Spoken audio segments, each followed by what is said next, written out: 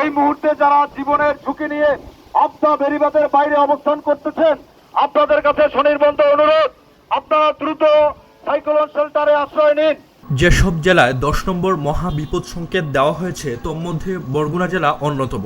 ঘূর্ণিঝড়ের প্রভাবে সকাল থেকেই বরগুনায় গুমোট আবহাওয়া বিরাজ করছে। কালো মেঘে ঢেকে গেছে বরগুনার আকাশ। এতে আতঙ্কিত হয়ে পড়েছেন নদী তীরের বাসিন্দারা। বরগুনার পায়রা, বলেশ্বর ও বিষখালী নদীর পানি স্বাভাবিক সময়ের তুলনায় কয়েক ফুট বেড়েছে বলে জানান স্থানীয় নদী তীরের বাসিন্দারা।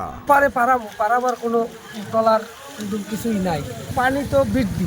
রিমালের প্রভাবে উপকূলীয় কয়েকটি জেলার অদূরবর্তী দ্বীপ ও চরসমূহের নিম্নাঞ্চল ৮ থেকে ১২ ফুটের বেশি উচ্চতার জলোচ্ছ্বাসে প্লাবিত হতে পারে বলে জানিয়েছে আবহাওয়া অধিদপ্তর।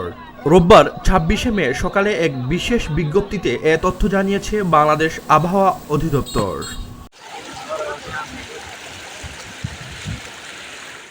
এদিকে আশ্রয়কেন্দ্রগুলো প্রস্তুত রাখা হলেও দুপুর পর্যন্ত কেউ আশ্রয়কেন্দ্রে যায়নি।